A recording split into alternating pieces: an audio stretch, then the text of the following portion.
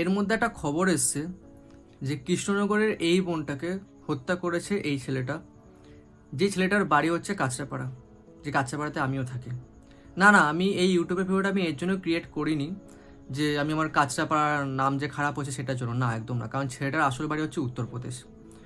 এটা জানা গেছে যে আমি যে খবরে যেসবগুলো দেখছি জানা গেছে যে মেয়েটার বাড়িতে ঢুকে আচমকা ঢুকে সেই ছেলেটি মেয়েটাকে গুলি করে এবং পালানোর সময় মেয়েটার মার সাথে বোধহয় ধস্তাধস্তি লাগে, মেয়েটা মা তখন ঢুকছিল বোধহয়, ধস্তাধস্তি লাগে এবং সেখান থেকে ছেলেটা পালিয়ে যায়। ছেলেটা এখনও পলায়ন আছে যাকে বলে, পালিয়ে গেছে যেটা। এবার বিষয়টা হচ্ছে এটা কি ভালোবাসা?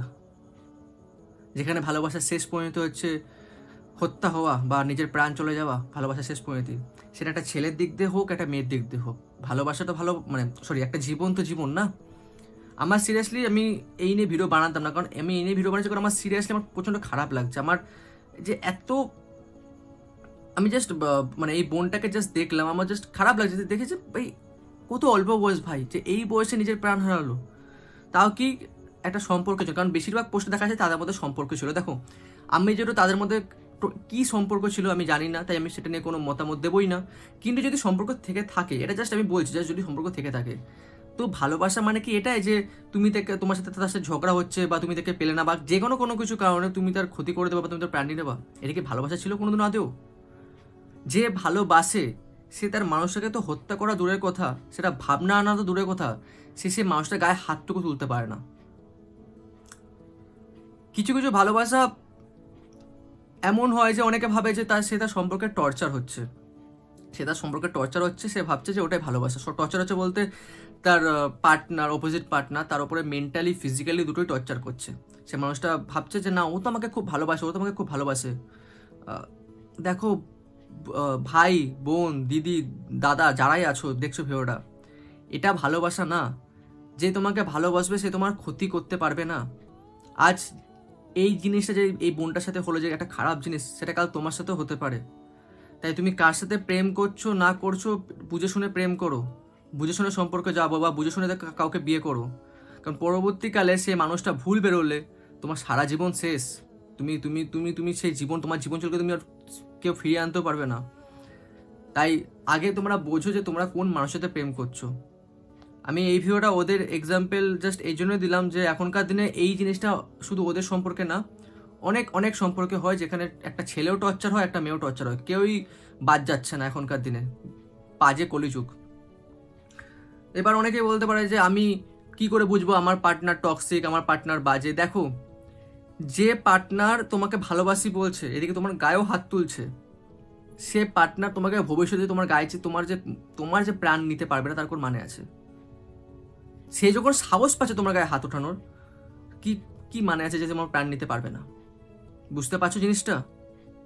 বা যে পার্টনার তুমি থাকাকালীন অন্য কারোর সাথে অ্যাফেয়ার করে নিচ্ছে অন্য কারোর সাথে, সে যে বিয়ের পর বা আরও অন্যান্য সময়ে হোক সে যে অন্য কারোর সাথে সম্পর্ক যাবে না, তার কোন মানে আছে?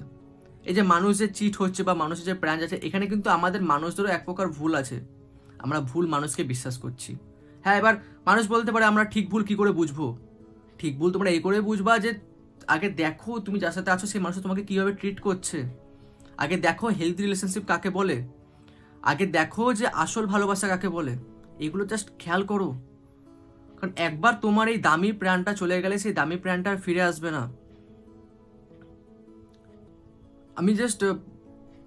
আমি তোমাদের জাস্ট বলতে চাইছি, কারণ আমি যেহেতু স্টোরি টাইপের ভিডিও করি, ইনস্টাগ্রামের পিওভি টাইপের ভিডিও করি, যারা আমাকে ইনস্টাগ্রাম থেকে চেনো তারা বুঝতে পারছো, যারা ইউটিউব থেকে নতুন দেখছো তারা জাস্ট আমার কথাগুলো কেমন লাগলো তোমরা জাস্ট বলো। আমি জাস্ট তোমাদেরকে সাবধান করতে আমি চাই না যে এই জিনিসটা পরবর্তীকালে অন্য কারোর সাথে হোক। একটু সাবধান হো প্লিজ, একটু সাবধান হো। খুব খারাপ লাগে যখন সোশ্যাল মিডিয়ায় এসব পোস্ট দেখা হয় না, খুব খারাপ লাগে, বিশ্বাস করো মন থেকে বলছি খুব খারাপ লাগে।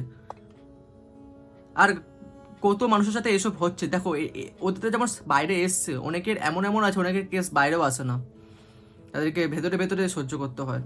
তা তোমার যদি এরকম কোনো পার্টনার থাকে, যতই কষ্ট হোক না কেন বেরিয়ে আসো সম্পর্ক থেকে। এই জীবন মানেই যে সম্পর্কে থাকতে হবে এখন মানে নেই। বেরিয়ে আসো আর সাবধানে বেরিয়ে আসো, যাতে সে তোমার ক্ষতি না করতে পারে। জীবন মানেই যে নিজের প্রেম করতে হবে, ভালোবাসতে হবে, বিয়ে করতে হবে, মানে নেই। জীবনে আরও অনেক অ্যাচিভমেন্ট আছে, জীবনে আরও অনেক কিছু আছে বাঁচার জন্য। শুধু এইগুলো জীবন না, এইগুলো অনেক। আমি এটাই বলবো যে দেখো, তোমাদের লাইফ তোমাদের হাতে। আমি জাস্ট একটা দাদা হিসেবে, একটা ভাই হিসেবে তোমাদের জন্য আমি যতটা করতে পারবো ততটাই করছি। আমি তোমাদের সাবধান করছি, যদি তোমাদের এরকম কোনো সম্পর্ক থাকে তোমরা বেরিয়ে আসো। কারণ সম্পর্ক মানে আসল জীবন মানে সম্পর্ক হয় না, জীবনে অনেক জিনিস পড়ে আছে। আর সাবধান হো, একটু একটু সাবধান হো সবাই, একটু সাবধান হো প্লিজ। আর এই ভিডিওটা আমার মানে ফলোয়ার মানে সাবস্ক্রাইব বাড়ানোর জন্য করিনি। তো এই ভিডিওটা দেখে সাবস্ক্রাইব না করলেও চলবে। বাকি ভিডিও ভালো লাগলে, যদি আমার বাকি ভিডিওগুলো যদি তোমরা দেখো, যদি ওগুলো ভালো লাগে তাহলে সাবস্ক্রাইব করে দিও। বাট এই ভিডিওটা সাবস্ক্রাইব না করলেও চলবে। আমি তোমাদের সাবধান করার জন্য আমি এই ভিডিওটা বানিয়েছি। আর কি বলতে পারি বলো এই বিষয়ে।